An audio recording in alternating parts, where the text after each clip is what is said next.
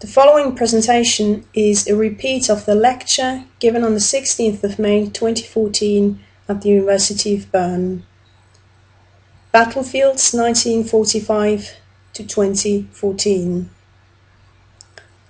We have been talking a lot about World War I, trenches, death and ghosts in this seminar. Now most of you know that in my spare time and not so spare time I search for missing war dead.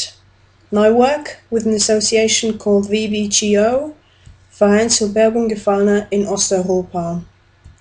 So what I would like to do in the next 15 minutes or so is offer another view on war and dying, a sort of window through time looking back to the last weeks of the Second World War. So when I say war, I'm not talking about the First World War, but about the Second World War. Before I start, here's a quick overview of my presentation. First, I'll try to give you an idea of the geographical and the general situation of the area that I'm going to talk about. Then I'll give you some information on the VBGO, what we do and why we do what we do. In the second part, I'll talk about our work. So, how do we proceed, how do we find war dead, and what happens to them? The area I'm going to talk about lies in the red circle in the mark Brandenburg. The shaded bits used to be part of Germany before and during the war, but at the end of the Second World War they became Polish. So today the river Oder marks the border between Germany and Poland. Some impressions of the landscape, just to give you an idea of what the place looks like today. As you can see, very flat, few inhabitants, wild and very peaceful. More specifically, I'm going to talk about Klessin, which is a small hamlet in the Oderbruch. Now, before and during the war, Klessin used to be an impressive manor, which you can see on the left-hand side. That is just the manor house, but there was a whole complex of buildings belonging to it, which you will see in a later photograph. Now, the whole area was very fiercely fought over in February, March and April 1945, as it was basically the last obstacle before Berlin. In these last few weeks of the war, thousands of German and Soviet soldiers lost their lives, and many of them are still missing. On the left-hand side, you see an aerial photograph that shows what Klessin looked like in 1945, so after the fighting. You can see the ruins of the manor house, then the workers' houses, stables, etc. All the dots that you can see, those are shell holes, and the zigzagging lines are trenches. Now, as you can see on the Google Map shot on the right hand side, it's still visible today where the manor house used to be. So the marks of the war are still partly visible even today. What is left of Klessin Manor today? Well, basically nothing. There is a forest where the manor house used to stand, and as you can see on the photograph below, there's basically nothing left except for the foundations. But before I go on with Klessin, I'd like to give you some info about the VBGO. The association was founded in 1992 and has since been on more than 138 missions. In total, it has found and recovered more than 7,200 missing war dead.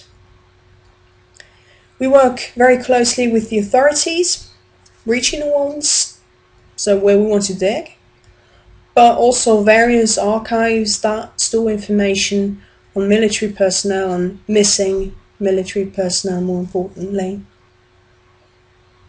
Our team is international, and since we're also active in Eastern Europe, we cooperate with groups from various countries, such as Russia or Poland.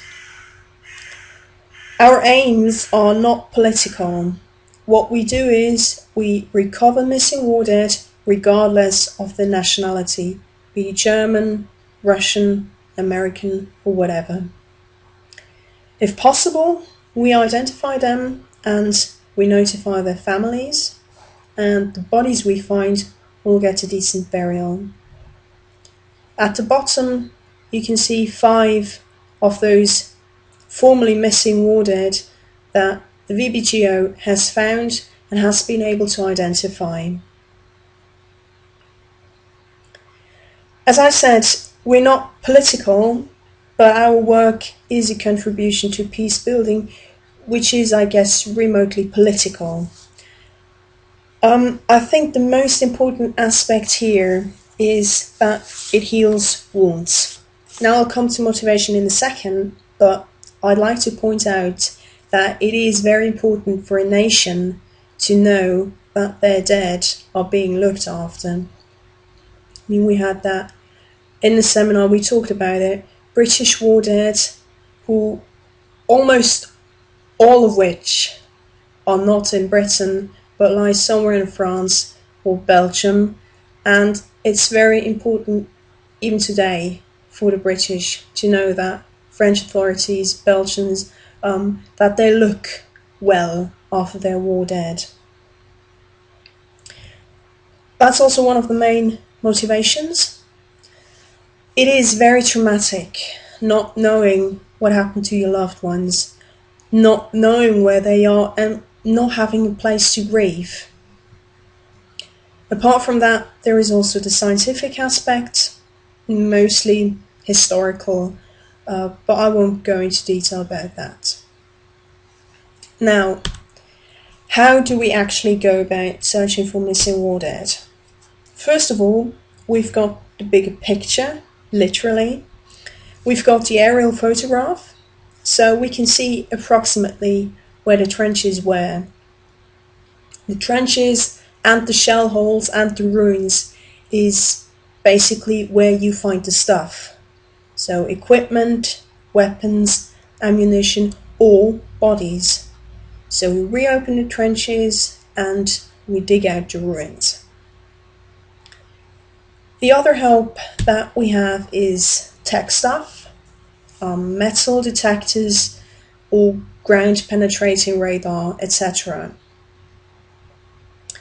Basically, as you can see on the picture on the right-hand side, no, on the left-hand side, sorry, you basically walk up and down a field and you dig where you get a promising signal. More often than not, it's just shrapnel and other pieces of ammo, or really just scrap metal, but we do get lucky occasionally.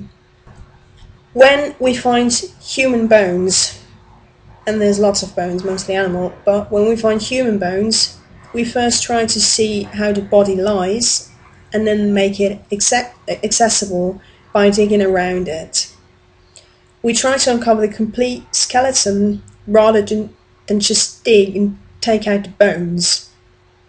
And what that looks like you'll see in just a moment. As you can see in a picture on the right hand side, the weather is not always lovely, but it can actually also be cold and wet and miserable, which obviously doesn't make work any easier. So here's what it looks like when we find a body. Sometimes the first clue is, like I said, a bone, or as in the picture on the right side, a pair of boots, a helmet, pieces of equipment, or whatever. As I pointed out before, we try to uncover the whole body before recovering it. Now that's for reasons of documentation, but it can also give important clues about how that person died. Sometimes they are still the way they fell and died, as the Russian soldier on the left hand side below. or they were thrown in a hole or a trench later, like those two. And you can see by the way they are lying that they must have been in a later state of decomposition already.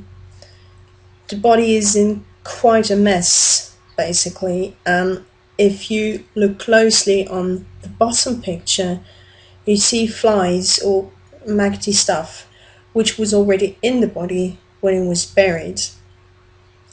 Sadly, we haven't been able to identify those two soldiers. All we know is that they're Russian and that they died at a very young age. They have been recovered and will soon be buried on a Soviet military cemetery in the vicinity.